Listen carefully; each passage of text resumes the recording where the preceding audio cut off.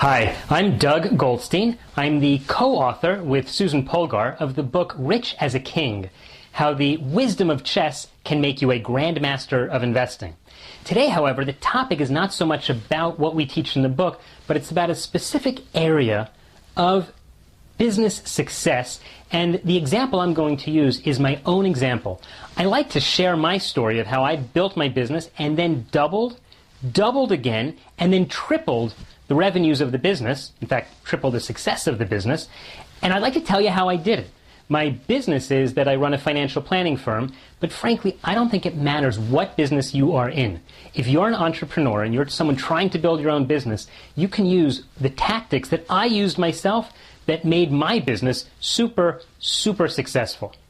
Now, there are strategies and there are tactics, and that's what Susan and I talk a lot about in Rich as a King. The fact is, I'm assuming for today's discussion, you've already dealt with the big picture strategies, and today we're going to talk about the tactics. So the fact is, the three tactics that I want to share with you today may sound maybe even a little bit elementary, and you'll say, well, I've heard of those before, or I even do some of them. But what I found is that people often hear good ideas, and the simplest ones, they just let go by the by. So I'd like to not only tell you about them, and I'm going to show you the specifics of what I do, the real nuts and bolts in applying these tactics, but I'm going to dive in. I'm going to show you what my screen looks like in the morning so you can actually learn specifically what I'm doing, and I really hope that you'll take these ideas and apply them to your business, and perhaps it might work out as well for you to double again, and then triple your business. So let's get right down to it. Let's get down to those three tactics that I've used, and I continue to use after 20 plus years in the business. I still use these every day, and I think it's something that you can really benefit. So grab a pen or a pencil or an iPad. I think now is the time that you might want to start taking some notes. So the first tactic is what we call drip marketing. Drip marketing, perhaps you've heard of it. The concept of drip marketing is that you're trying to increase the number of impressions that you make with your audience. And the reason I'm telling you drip marketing first of the three tactics is because I want you to do these three tactics in the order that I'm telling you. Meaning, for me, I found that by going in this order, and I'll explain to you the logic in 1 second, by going in this order, I was able to actually really build up the business. The reason that you want to build up your drip marketing system first is in order for any of the other systems to work, you have to have some flow. You have to have people coming into your sales funnel one way or the other. If there's no one there, nothing else is really going to work for you. You won't have any clients, and you certainly won't have any reason to use any of the other tactics. So the first thing to start working on today is a drip marketing campaign. The purpose of it, not only to increase the number of impressions that you give to people, is to build trust. You want people to appreciate who you are, and the only way that they will appreciate really who you are and the wisdom that you bring to the table is by showing it to them on a regular basis. But I'll tell you something that's even more important than that. It's just keeping yourself on top of their mind. Because whether you're a financial advisor or a masseuse or an accountant or a lawyer or a gardener, whatever business you are in as an entrepreneur, you have to realize that even though you're thinking about it every day, your clients or prospective clients probably aren't. So you want to increase the number of impressions to get more people into your sales funnel, and you want to build the trust so that you become the name that they know in whatever business that you're in. The reason or the techniques for doing the drip campaign are actually numerous. So when I first started this, I actually printed out a letter. In fact, I had to buy a bigger printer that was able to handle the thousands of printing pages a month that we wanted to do. And then my staff would sit around and stuff it into envelopes, and we would literally mail it out.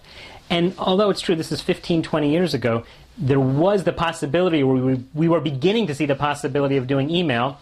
Didn't so much exist then, but I don't even think that snail mail is a bad idea today, because that'll differentiate you from other people in the field. Certainly differentiating yourself is a good idea. I am sure that you will differentiate yourself just by the fact that you do this. So whether you do it through a snail mail mailing, or through a postcard, or through an email, or through some sort of Aweber or autoresponder system, any of them will work. The thing is, you just have to do it. You've got to get started doing the drip marketing campaign. And there are a few questions that you have to deal with when you're doing that. The first question you want to think of is, how frequently are you going to send out your mailing? I found for myself doing it monthly was enough. I wanted to make sure that my prospective clients had at least 12 touches a year from me. And I didn't always send out the same newsletter. Sometimes it was something short. I tried to keep the formatting and the branding the same so they would constantly recognize who I was, but I was open for the different types of mailings that I would send. And the second thing you really have to think about, not just the frequency, is what style or what personality do you want to put into that mailing?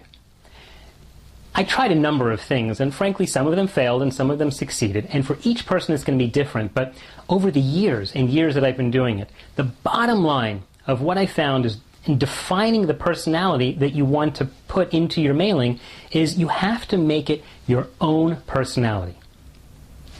It's okay to be you. So if you're the type of guy who prefers to be in a t-shirt and jeans, that's okay. That's the image that you can portray. Personally, and maybe some people laugh at me, I'm the kind of guy who goes to the office and I do wear a tie, and that's the image that I try to let people know because that really is who I am.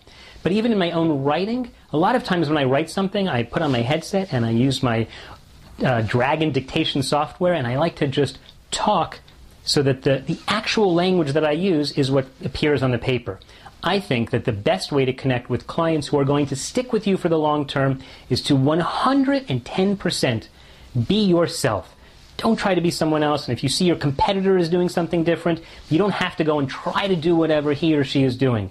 Do the business the way you want to do it, and you will attract clients who like you for who you are. And those will be the clients who will stick to you through thick and thin and literally forever. And in my own business, most of my clients have been sticking with me forever and ever because we really get along, because they like who I am. And of course, I like who they are as well.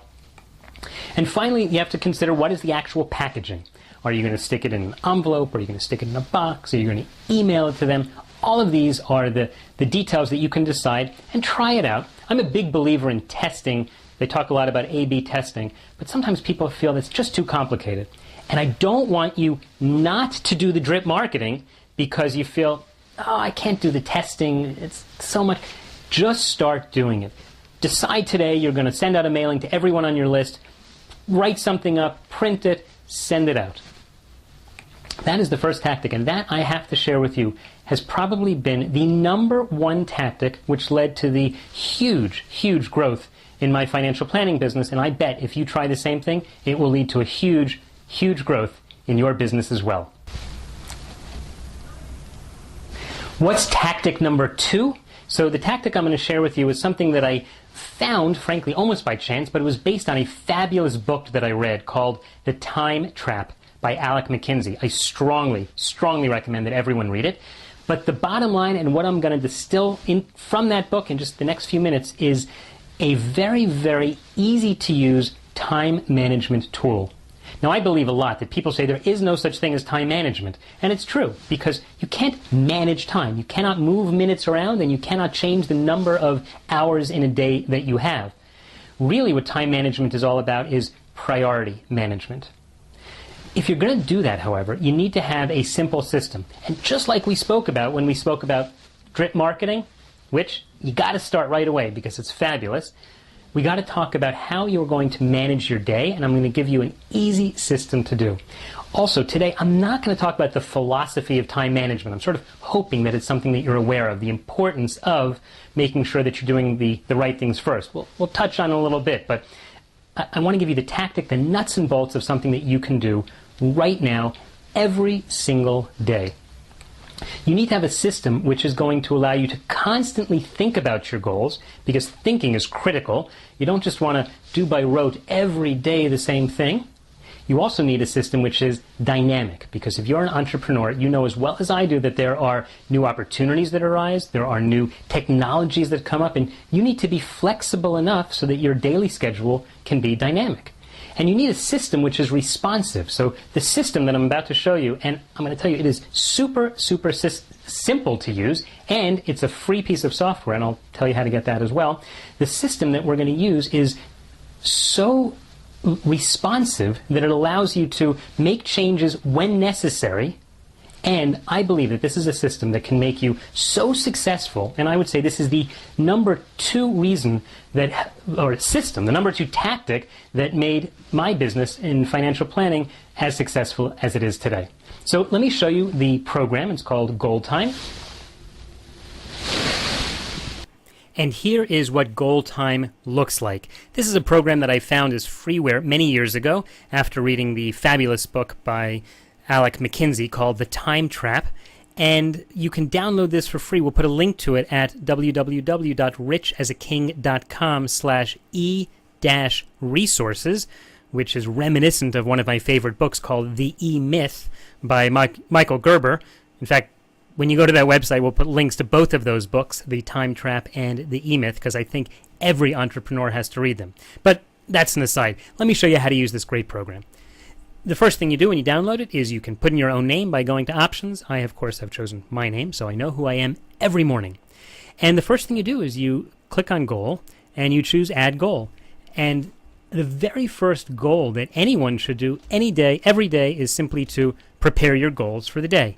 So let's say you want to spend 10 minutes doing that, and that's the first thing that's going to show up.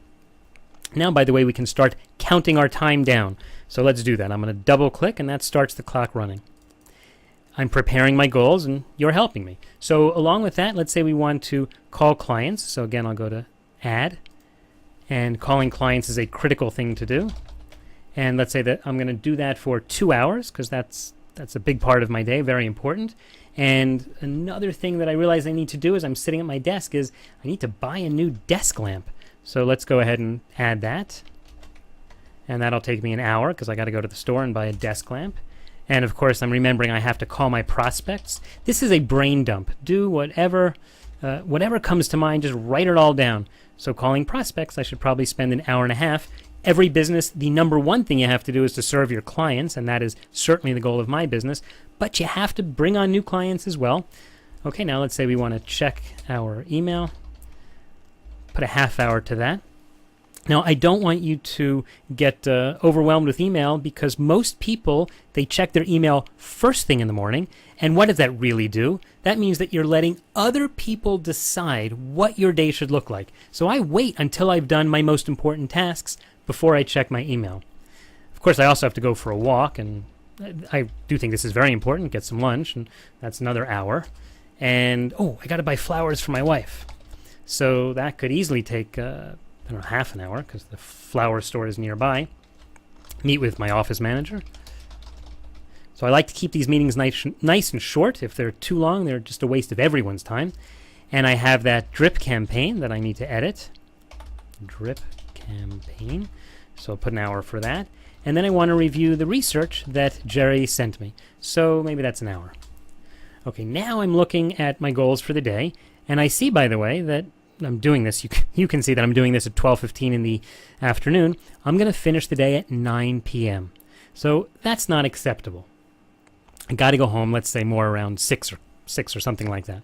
So let's now begin to prioritize. Brian Tracy says something that is so critical in his book called Eat That Frog, which is you've got to do the things you don't necessarily like doing but are the most important first. So I've got calling clients. I've got preparing goals first, and that's what we're doing right now. Calling clients is also critical. Buying a new desk lamp, well, let's put that at the end. Certainly don't need to make that a top priority. So we're next going to call prospects, and these are the things that power the business, calling clients and calling prospects. If I had a meeting, I would list that here as well. Checking email, I think you always have to do that, but you can see I'm only dedicating half an hour to that. If you find that you spend more time and you think that you shouldn't be, well, I'm planning to make another course about that, so you could send me an email. Just go to richasaking.com and click on the Contact Us button. Let me know if you'd be interested in learning some of the tools that I use to limit the amount of time I spend on email. And then I think everyone needs a break. It's important to break up your day, so I would go for a walk and maybe eat my lunch, which, of course, I've brown bagged. And then I'm going to buy flowers. But you know something? I can do the buying flowers at the same time as I go for the walk. So let's edit that one. And I'm just going to make that 1 minute, because I'll just wrap that up into my going for the walk. I'm going to meet my office manager. That is an important thing to do. But you know something? If I have to spend an hour editing a drip campaign, that means my original editor didn't do such a good job. I should only be spending a few minutes looking over it, and if it's not good enough, I'm going to send it back and have her fix it. So let's lower that to, let's say, spend 12 minutes there.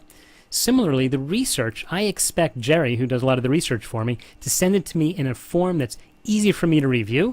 So let's say that I can do that in 18 minutes. And you know something? Buying a new desk lamp is not something that I have to do. I could assign that to someone else. So now I'm realizing if I go out and do that, I'm only going to finish my day at 7 o'clock at night. You can see on the bottom where it says finish. So let's edit that goal. And instead of buying a new desk lamp, we'll say assign buying a new desk lamp to someone else, which should take me about 6 minutes. That's about 3 minutes to schmooze and 3 minutes to assign it. And that's it. And now you can see I'm finishing my day around 6 o'clock, which is much, much more reasonable. All of the goals that we have here, by the way, are what I would consider strategic goals.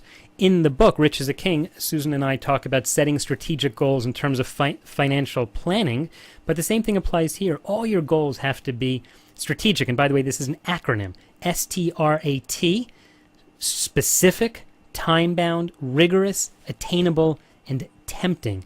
Of course, you can see all the goals for the day are very specific. I know exactly what I'll be doing. They're time-bound. I've assigned a certain amount of time because it fits in with my overall schedule.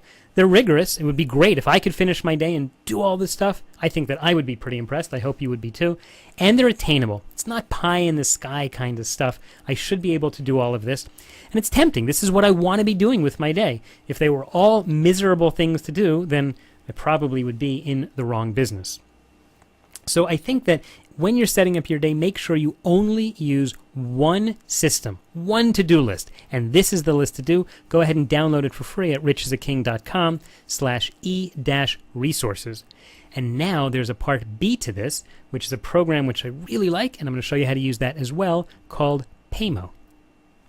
There's a great expression that talk is cheap, which is in one way is true if you plan your whole day but don't actually do it. How do you check if you're being honest with yourself?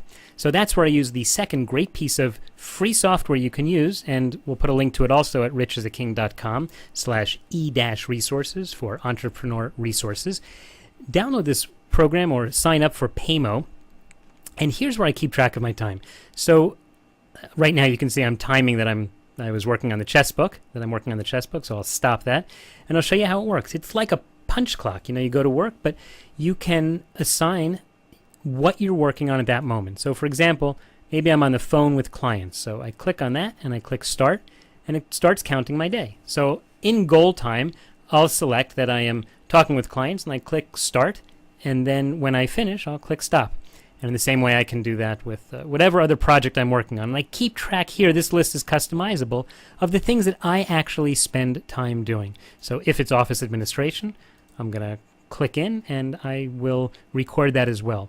But this program is much, much more powerful than just clicking in and clicking out, because it has a reports feature that can show you all sorts of things. And let me give you an example of how I like to use it. I use the reports feature and then I export the information to Excel. And once you put the information in Excel, you can see exactly how long you're spending on each of the different projects. For me, whether it's entering trades, which I usually try to assign out to other people, or talking to my wife, or even going to the bathroom, working on computers.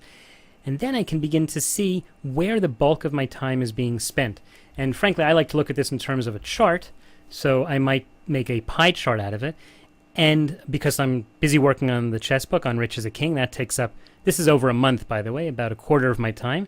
But then the rest of my time, I think, was pretty well spent meeting clients, on the phone with clients, on the phone with prospects, and meeting prospects. So each of those pieces was a pretty valuable piece of my time.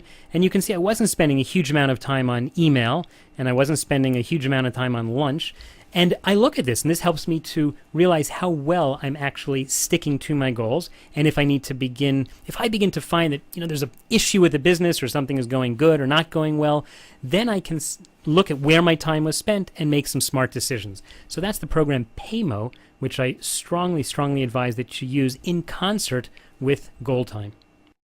So after now setting up your drip marketing campaign and making sure that every day you set up your goal time so that your priorities are in order and you eat that frog first. As Brian Tracy always says, you do the most difficult things first so that at the end of the day you know that at least you've done those most critical things and you haven't pushed them to the side till tomorrow, because that's what's going to make you successful.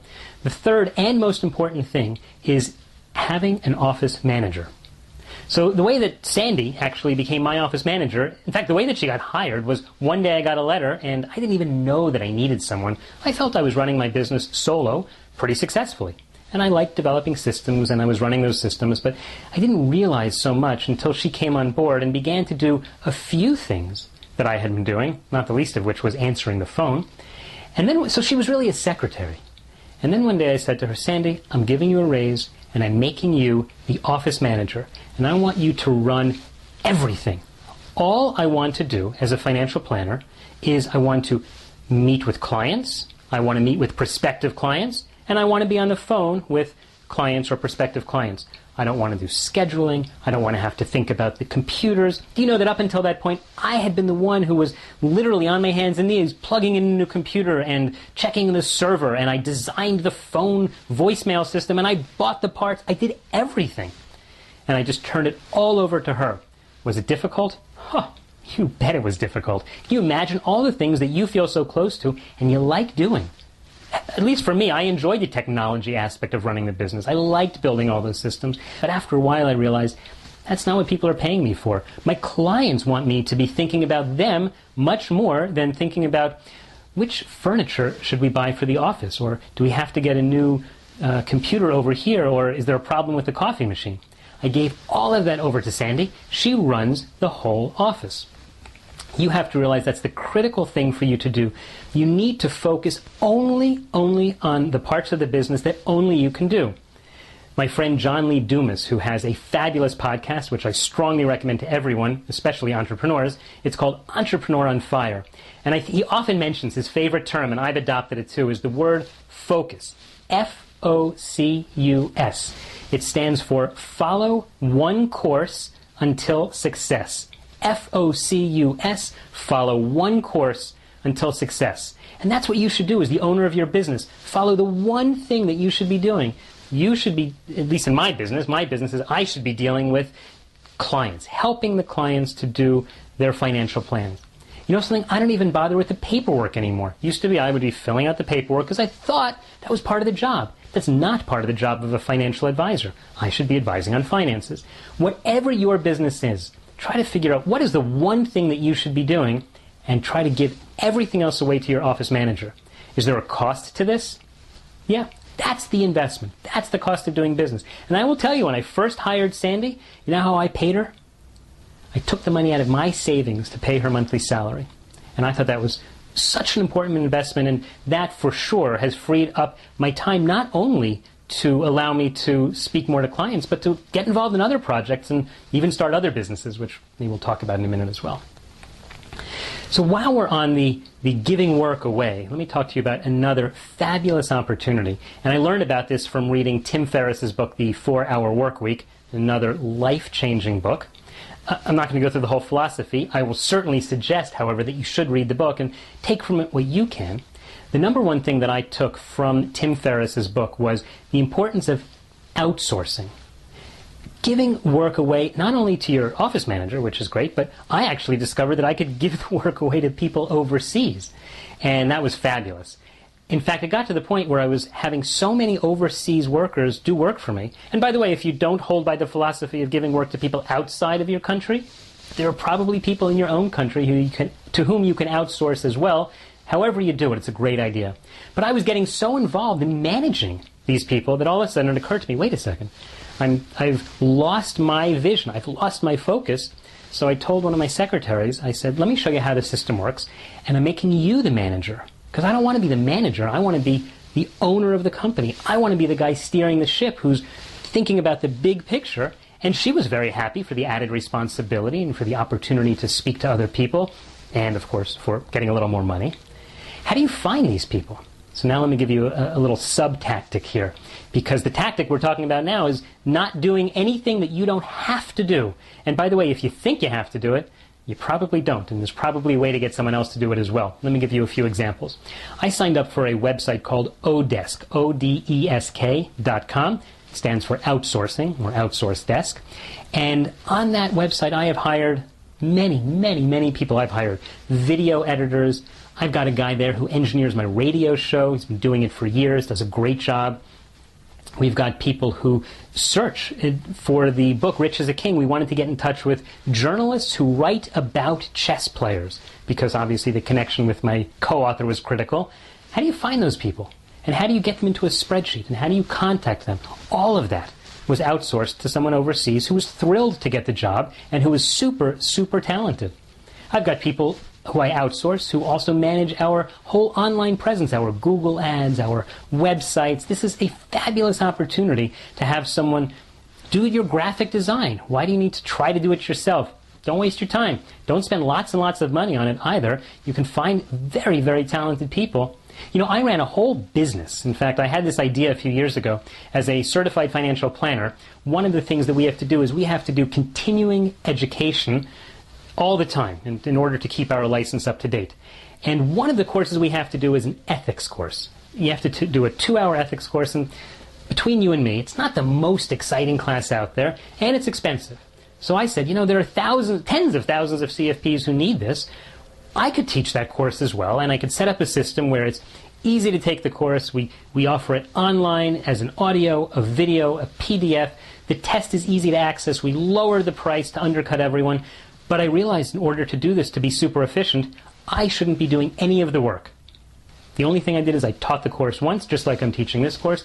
Then I had a whole team managed by the secretary who became the manager. She had a whole team of people overseas who put together everything. If you want to see what it looks like, even if you're not a CFP, but just to get a feeling, go to www.ce-institute.com, CE like continuing education, -institute.com, and you'll see what they came up with. I was very impressed, and this is a great business. It's a really niche business, which as entrepreneurs, I'm sure all of you know is a great idea. So I've also had people do research for me. I found someone, you know, as an investment advisor, I'm constantly looking for new ideas. I want to find out what's out there, but there's so much data. So I found a guy overseas who had actually worked for a U.S. mutual fund company. He'd worked for them for 5 years. He had been licensed, so he was super well trained. And he was able to do a lot of the research for me and send me summary reports that were fantastic. They were easy to read and easy to use. Whatever business you're in, whatever hard work that you're doing that you find takes you many hours, see if you can think of a way to get someone else to do it for you. And if you're not ready to hire someone for a big position like on Odesk, and by the way, they may not be big. You could be paying someone $1 or $2 or $3 an hour. You might pay them $10 or $20 an hour, depending what the service is. But another fabulous and fun website, a little bit addictive, is Fiverr, I'm saying it with a long R, .com. It's Fiverr.com. And for $5, that's what they charge, you can pay someone to do, they have thousands of people who are looking to give you a service for $5, and you can use that service for whatever you want. So I won't spill the beans, and I don't want to waste your time, but go to that website, and I bet after a few minutes you'll say, maybe for $5, you know, the cost of a latte at Starbucks, I could get a new logo designed, or I could get a cool video designed. And you'll have a lot of fun. I certainly do, and we have used Fiverr hundreds and hundreds of times to really help build our businesses. So that's it. Those are the 3 tactics that every entrepreneur should be doing. You should be doing them right now, but do them in this order. Start with the drip marketing campaign so that you begin to fill up your funnel. You'll find that as soon as people hear from you more and more, they'll keep remembering you. They'll give you referrals. They'll come to you when they have questions, and that's what you want. You just need to get the flow going. The second thing you have to do is to plan your day, every single day, and it doesn't take a long time. And the third thing to do is to hire an office manager, someone to run your business for you, because you shouldn't be managing, and outsource as much work as you can. These ideas have absolutely changed my life. They've revolutionized what we've done, what I've done. I'm passionate about doing them for myself. I do them all the time, and I'm passionate about teaching other people to do it as well. So do me a favor, go to richasaking.com. Hit on the Contact Us button, and once you've done some of these, send me an email and let me know what you think. Best of luck, and here's to a great future for all of the entrepreneurs out there.